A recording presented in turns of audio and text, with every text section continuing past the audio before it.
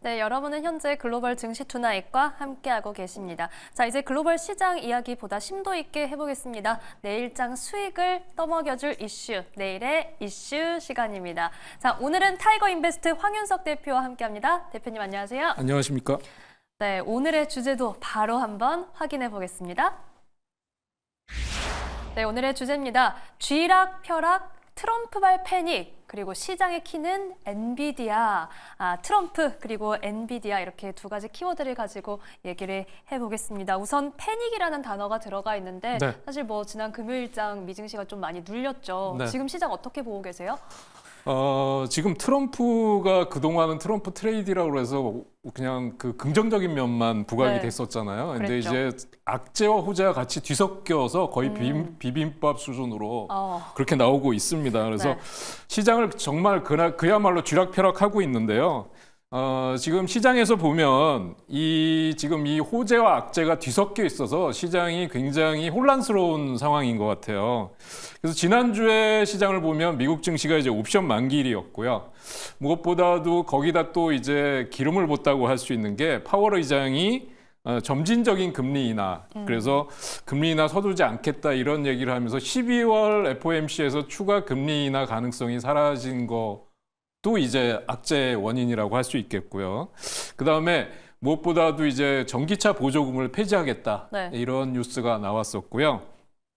이런 것 때문에 미증시 3대 지수가 하락을 했는데 시장에서 지금 보면 재밌는 얘기가 있더라고요. 우리가 보통 왜 삼행시, 오행시 이렇게 짓는데 트럼프 이름 알파벳을 네. 따가지고 오행시가 나오고 있더라고요. 그래서 아. 리스크 관련해서 네. 예, 지금 이제 화면에 나오고 있는데요. 네. T가 이제 테리프라고 해서 관세를 얘기하는 거고요. R이 리세션이라고 해서 경기 침체 가능성을 얘기하는 거고요. U가 이제 uncertainty라고 해서 이제 불확실성, 그다음에 money move, 패닉 이런 식인데요. 좀 설명을 간단하게 드리자면 뭐 테리프 관세는 아마 대부분 다 아실 거예요. 무역 전쟁이 되면서 관세 부과가 기본적으로 10%에서 20% 정도가 되다 보니까 가격 인상 인플레가 올 수 있다는 얘기가 지금 계속해서 나오는 거거든요. 또 두 번째는 이제 경기 침체가 나온다는 건데 성장률 전망치 줄줄이 하향 조정한다. 그다음에 또 본격적인 무역 전쟁이 시작된다. 경기 침체 우려가 이제 인플레가 또 가속화된다. 이런 것들이 이제 문제가 되고 있는 거거든요. 네. 그다음에 이제 불확실성은 최근에 지금 보면 트럼프 정책이 오락가락하고 있고요.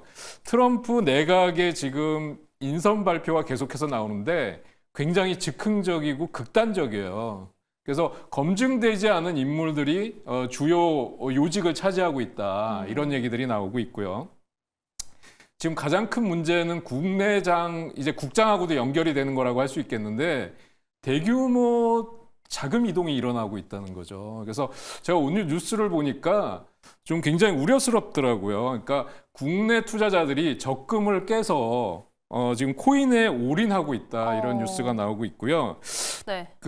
지금 코인이 굉장히 위험한 상황인 게 뭐냐면 사실 비트코인, 도지코인, 알트코인 이거 빼고는 사실 굉장히 저가주들, 그러니까 우리로 말하면 뭐 김치코인, 그냥 듣보잡이라고 할 수 있는 그런 코인 종류가 너무나도 많거든요. 근데 그런 거에 막 무차별로 무분별하게 투자하면 진짜 큰 위험이 있다는 걸 말씀드리고 싶고요. 지금 마이너스 통장 잔액이 7,500억이 급증했다고 해요.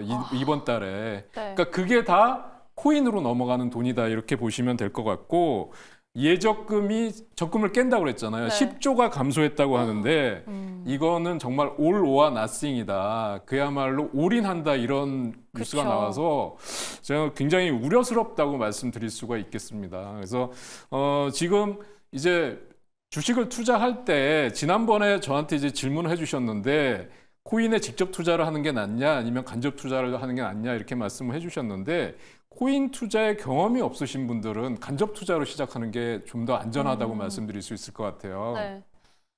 아까도 말씀드렸지만 이제 코인 같은 경우에 우리가 보통 코인으로 치는 게 이제 비트코인, 알트코인, 도지코인까지는 치고요. 그 다음에 뭐 정말 우리가 다 알 수 없는 코인 이름들이 무수히 많잖아요. 그리고 코인 거래는 직접 거래는 24시간 동안 이루어지거든요. 그러니까 잠을 못 자는 건 물론이고 변동성이 크기 때문에 그렇죠. 정말 매매하기가 쉽지 않습니다. 그래서 코인 투자 경험이 있으신 분들이라면 상관이 없겠지만 그렇지 않은 분들은 간접 투자부터 시작하는 게 좋으실 것 같고요. 정말 뭐 시장을 보기가 불안하다 이러시는 분들은 ETF 투자 같은 경우도 할 수 있겠죠.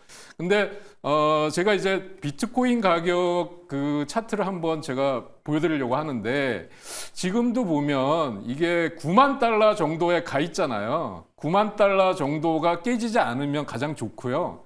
지금도 9만 1,000달러, 뭐 9만 달러 정도에서 크게 움직임은 없는 상태예요. 그러니까 그만큼 굉장히 강하다는 얘기거든요. 그래서 지금 과열 양상이긴 하지만 비트코인이 8만 7천 달러가 깨지지 않으면 저는 하방 경직성이 있다고 보고요.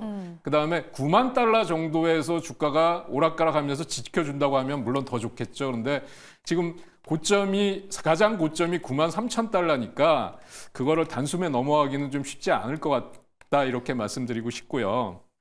그다음에 비트코인 관련주들, 미국장에서 이제 비트코인 관련주들의 경우는 저는 단기 조정이 좀 더 나와야 되지 않을까 그렇게 보고 있습니다. 그래서 지금 장 시작 전에도 코인 관련주들, 가상화폐 관련주들이 지금 조정 양상을 보이고 있어요. 그래서 조정을 기다려서 분할 매수로 대응하는 전략은 저는 유효하다 이렇게 보고 있습니다. 그런가 하면 지금 테슬라나 뭐 비트코인이나 우리 시장도 마찬가지지만 비트코인과 관련된 뭐 게임주들까지 굉장히 강한 양상을 보이거든요. 그래서 비트코인의 강세는 이렇게 쉽게 끝날 것 같진 않지만 변동성은 확대될 것 같다. 이렇게 보고 있습니다. 네, 지금 트럼프 오행시를 통해서 지금 시장을 압박하는 요인들 체크를 해봤습니다. 오행시라고 하셔서 제가 운을 좀 띄워드리고 싶었는데 네. 저희가 화면으로 확인을 했습니다. 우선 관세와 경기 침체 우려 그리고 불확실성의 이 패닉, 머니 무브 특히 이 부분을 좀 자세히 체크를 했는데요. 이 코인 시장이 좀 과열되고 있는 가운데 직접 투자보다는 경험이 없으면 관련주 혹은 ETF 쪽으로 주목해보자라고 말씀을 해주셨습니다. 또한 관련주는 조정을 이용해서 분할 매수 가능하다라는 전략도 함께 주셨는데 그럼 저희가 지금을 기회로 삼아서 미 증시에서 공략해 볼 수 있는 유망 공략주들 좀 찾아보겠습니다. 어느 쪽으로 시선 가져가 볼까요? 저는 지금 보면 이제 그 지난주 장에서 특징이 뭐냐면 빅테크 관련 대형주들의 조정폭이 좀 컸어요. 그쵸, 네. 그러니까 테슬라를 제외하고는 M7이 다 하락했다고 보시면 맞는 것 같고요. 그다음에 바이오 헬스케어 종목들의 하락폭이 굉장히 컸습니다. 네. 그 이유는 잘 아시겠지만 뭐 로버트 케네디 주니어 보건복지부 장관에 임명이 됐는데 이분이 백신 무용론을 주장을 했어요. 그래서 백신 관련주들 특히 모더나 화이자 같은 경우에 낙폭이 컸었고요. 네. 그래서 이런 것들이 저는 반등이 나와야 된다고 생각합니다. 왜냐면 시장에서 지금 뭐 장 시작하기 전이지만 이런 종목들이 반등이 나오고 있고요. 그래서 제가 볼 때는 유망 공략주는 말씀을 드리면 지금 슈퍼마이크로 컴퓨터를 한번 보신다면 슈퍼마이크로 컴퓨터가 유망하다는 게 아니고요. 네. 지금 이 종목이 상장 폐지 가능성이 거론이 그쵸, 되고 있어요. 네. 그래서 제가 주가를 지금 보여드리고 있는데 지금 여기서 보면 신저가, 일봉 차트상으로 보면 신저가가 지금 나오고 있는 상황입니다. 근데 이렇게 보시면 아마 잘 모르실 것 같고요. 이제 월봉을 보시면 확연하게 알 수 있죠. 이게 고점 대비해서 지금 어느 정도까지 빠졌냐 하면은 122달러 여기 고점을 찍었는데 지금 20달러네요. 그래서 지금 상장 폐지 가능성이 있다 그래서 제가 지금 이 종목을 말씀드리려고 하는 게 아니라 네. 슈퍼마이크로 컴퓨터가 상장 폐지 가능성이 있으면 그 수혜주는 뭘로 볼 수 있느냐라고 하면 델 컴퓨터라는 종목이 있습니다. 그래서 네. 델 컴퓨터는 지금 그 TSS라는 종목이 데이터 센터를 장비를 조달하고 구성하는 시스템 통합 업체인데 지금 이 동사 매출의 96%가 델 테크놀로지가 차지하고 있다. 그래서 이 수혜주에 지금 델이 들어가 있다라는 거고요. 또 하나는 이 아까 좀 전에 말씀드린 TSS라는 업체가 러셀 2000 지수에 편입될 가능성이 있다. 그래서 그 종목은 정말 그 뭐라 그럴까요? 저가주고 중소형주인데 그 종목에 대한 리스크를 감안한다면 그 종목보다는 델 컴퓨터를 지금 매수하는 게 낫다라는 거고요. AI 수요 확대로 인해서 그 수혜를 받을 수 있다. 그래서 지금 이 차트를 보면 이런 눌림목 구간을 지나서 자세히 보시면 주가가 우상향하는 걸 아마 느끼실 수 있을 거예요. 그래서 이런 자리에서는 지금 공략 포인트다라는 네. 점을 말씀드릴 수 있겠고요. 또 이제 본다고 하면 팔란티어라는 종목을 한번 말씀을 드리려고 하는데 정말 놀랍습니다. 이 팔란티어라는 종목이 최근에 신고가를 경신하면서 계속 가고 있는데 지금 다우에서 나스닥으로 상장 이전한다는 또 이슈가 있어요. 그렇죠. 그래서 기술주 ETF에 자주 노출이 된다. 그런데 저기서 월봉으로 한번 제가 보여드리면 올해 지금 팔란티어 같은 경우를 한번 보신다면요. 지금 상승폭이 지금 무려 283%나 폭등했다고 합니다. 올해 저점 대비해서요. 여기서부터 여기까지 보시면은 이게 283%입니다. 그렇게 따지면 사실 엔비디아보다 많이 오른 거거든요. 엔비디아가 지금 185% 상승했다고 하니까 그래서 지금 이 팔란티어 테크를 그럼 들어와도 되느냐라는 점에서 제일 본다면 궁금해요. 네. 참 어려운 질문일 것 같아요. 그러니까 신규 자금이 추가적으로 유입된다라는 추가 상승 가능하다라는 의견이 있는가 하면 정말 너무 많이 올랐다. 이제는 차익 실현 매물이 나올 때다. 이런 의견이 지금 팽팽하게 맞서고 있는데요. 일봉 차트상으로 본다고 하면 사실상 올라가는 속도가 굉장히 완만하게 이루어지고 있어요. 이런 자리들에서 보면 물론 여기서는 급등이 나왔습니다만 눌러주고 다시 장대 양봉 나고 이렇게 가는 걸로 봐서는 저는 이제 여기서 고점 신호는 아닌 것 같다. 예, 이렇게 보고 있어요. 그런데 역시 조정을 이용해서 들어가셔야지 지금 자리에서는 무리한 추격 매수는 안 하시는 게 좋겠다. 이렇게 말씀드릴 수 있을 것 같고요. 그 다음에 역시 가장 핫한 종목 중에 하나는 역시 코인베이스라고 할 수 있을 것 같아요. 네. 뭐 세계 최대의 가상화폐 거래소다 이렇게 얘기했는데 지금 보시면 장 시작 전에 1.58% 정도 조정을 받고 있습니다. 그런데 이 종목을 한번 보시면 지금 200달러 선 정도에서 175달러 정도 조정을 받고 나서는 그 다음엔 굉장히 가파르게 올라갔어요. 그래서 여기 보면 334달러까지 올라왔습니다. 이게 트럼프 당선 이후에 주가가 가파르게 급등했는데 지금 여기 눌림목 구간을 지나고 있어요. 근데 그렇다고 한다면 사실 가상화폐 지금 채굴업체나 이런 쪽은 조정폭이나 이런 것도 추가 상승 여력이 좀 없다고 보지만 제가 월봉상으로 본다고 하면 지금 상장 이후 최고가가 429달러로 여기 지금 나와 있습니다. 저는 뭐 충분히 돌파할 가능성이 있다. 다만 진입 구간은 눌림목을 들어가셔야 되는 거고요. 저는 이제 뭐 내년 이후에 전에도 말씀드렸지만 지금 뭐 미국 부채를 전부 비트코인으로 갚겠다 이런 얘기가 나오고 트럼프 취임 이후에도 가상화폐를 통한 어떤 그 화폐 통용이나 결제 시스템이 좀 더 활발하게 진행이 된다고 하면 저는 충분히 돌파할 가능성이 있다. 장기적으로는 이렇게 말씀드리고 싶고요. 그래서 코인베이스의 경우는 저가 매수 내지는 장투해도 괜찮아 보인다. 이런 말씀을 드릴 수 있을 것 같습니다. 네, 우선 지금까지 만나본 세 종목 정리를 해볼게요. 먼저 델 테크놀로지 처음에 살펴봤는데요. 이 슈마컴 상장 폐지 우려 속에 수혜를 받을 걸로 기대된다라는 의견 주셨고요. 팔란티어 테크놀로지스 역시 이 앞으로의 방향에 대해서 정말 갑론을박이 펼쳐지고 있는데 대표님께서는 상방으로 가능성이 있다 의견 주셨습니다. 코인베이스 글로벌 역시 장기적으로는 고점 돌파 가능성을 짚어주셨고 장투를 해봐도 매력이 나올 수 있다라고 정리를 해주셨네요. 저희 그 밖에도 살펴볼 수 있는 종목 있을까요? 이제 아이온큐라고 하는 종목이 있는데 단기간에 너무 많이 올랐습니다. 예, 지난번에도 제가 한번 소개를 해드렸던 걸로 보여지는데요. 지금 여기서 보면 이거는 제가 볼 때 정말 과열권이라고 할 수 있어요. 거래량들이 폭발적으로 터지면서요. 지금 이런 자리에서 보면 여기서 주가가 10달러 이하에서 무려 17달러 정도까지 오르고 나서 다시 15달러 조정받고 지금 29달러까지 올라 있습니다. 그러니까 지금 벌써 이 상승폭을 본다 그러면 거의 저점 대비해서는 4배 내지는 5배 이상 올라와 있는 상태거든요.